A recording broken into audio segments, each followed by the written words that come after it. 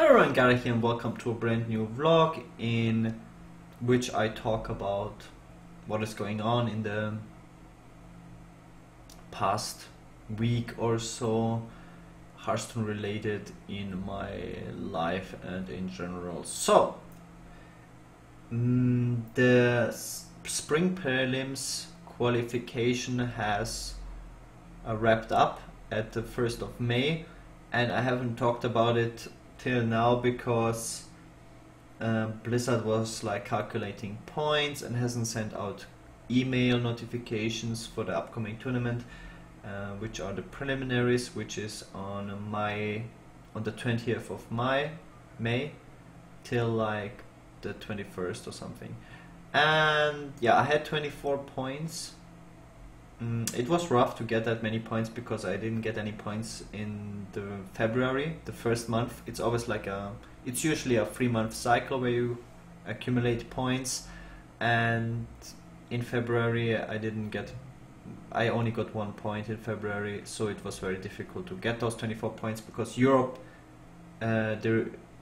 you need way more points than in any other region. I think just in comparison, in NA, which is probably the second hardest region, you need 19 points or so to qualify, and there's like really no difference in all the things you can do to get points, and it's not like a smaller player base or anything. It's just in Europe, in comparison, you need 8 more points, which is a ridiculous amount because you the only ways how you usually get points is from open cups and ladder, because there's very few offline tournaments where you can go to and get points, and most of the recent offline tournaments were just in America. There were like no DreamHacks in Europe. I think there were no majors in Europe really to get points for preliminaries.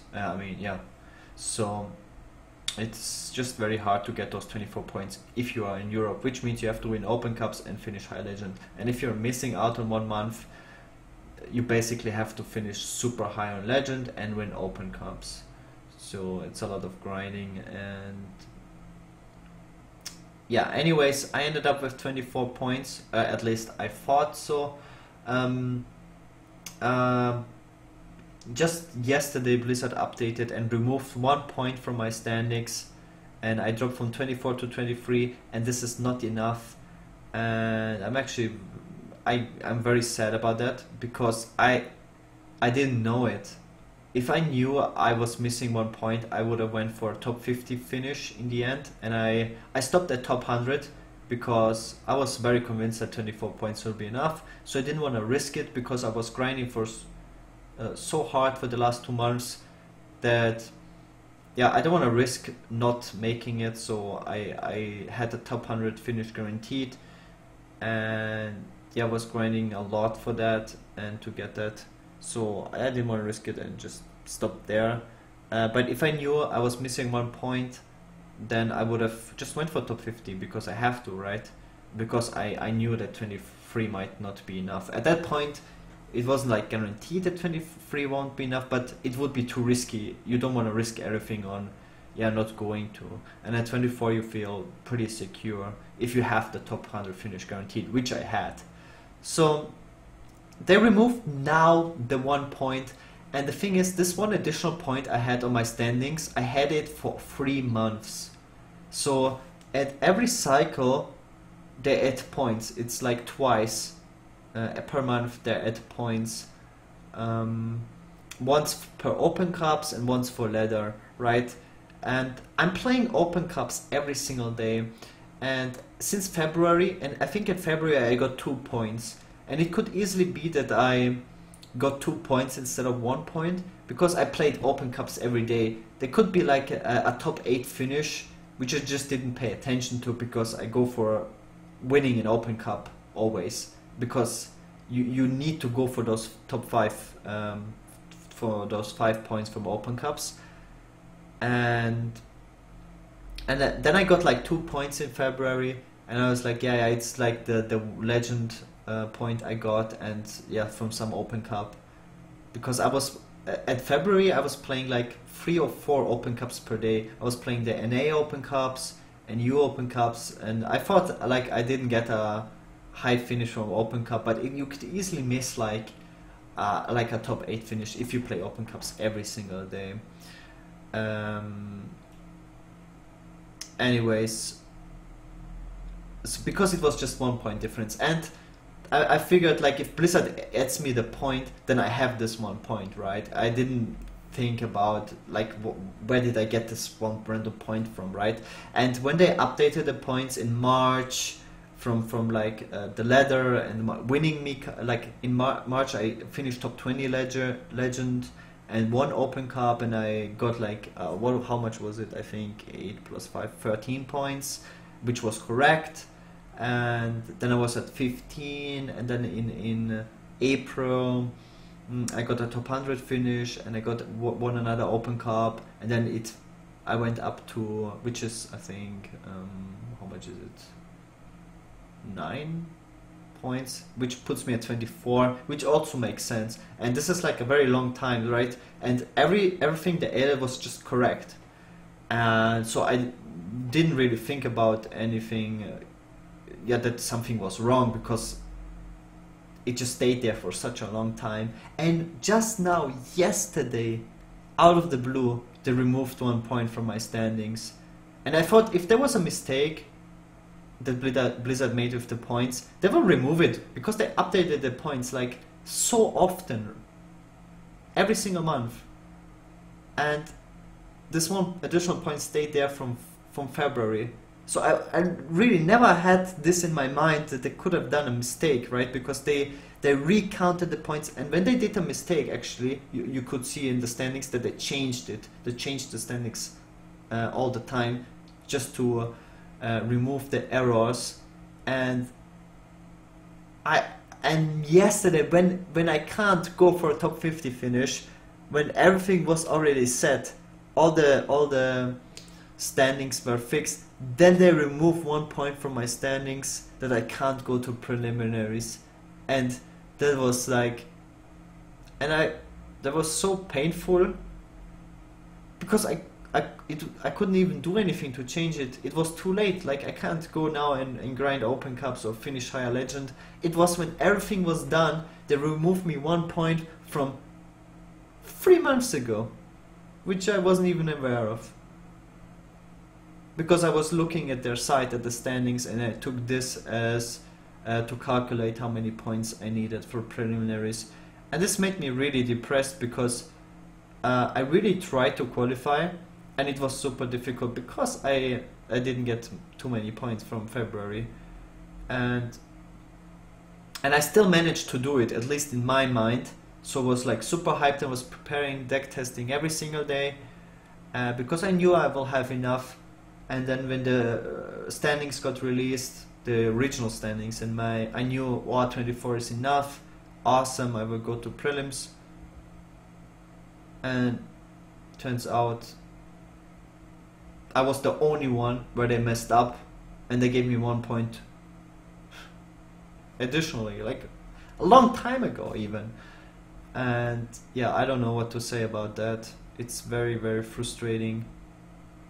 And I wrote them, I contacted them, and all they say is, oh sorry, we won't do it again, good luck in summer, something like this.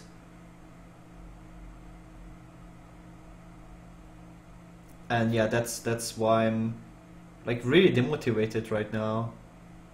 And because I still went for it, right? I still played those Open Cups every single day. At the end of the season, I didn't even sleep because of how the ladder works. Was sometimes awake for 30 hours just to get that high legend finish. And in my mind, I knew how many points I needed to get, which was 24. And in my mind, I had that amount of points. And it's kind of BM that they remove me now 1 point they mistakenly added. That's such a long time to fix it if there was like an issue. Guess all I can do is now, always calculate my own points but it's still like so frustrating. Well, that's it. I don't know what else there's to talk about. The state of ladder is very frustrating to play, but this is like a topic for another video. Because if you play control decks, I think that quest rogue is the biggest issue again, which makes the game very frustrating. You can have a lot of fun playing Hearthstone, like also while losing, because you always know what you can change to improve your deck. For example, if you play control deck and you face a lot of aggressive decks, you know you can take more healing, you can take more taunts, you can take doomsayers, weapon hate. Now we have Golakka crawlers, all that stuff, right? You lose to Murloc Paladin, you could take Hungry Crabs, you know, Silence against Bikeridge Steed. If you lose to Quest Rogue, there's nothing you can do.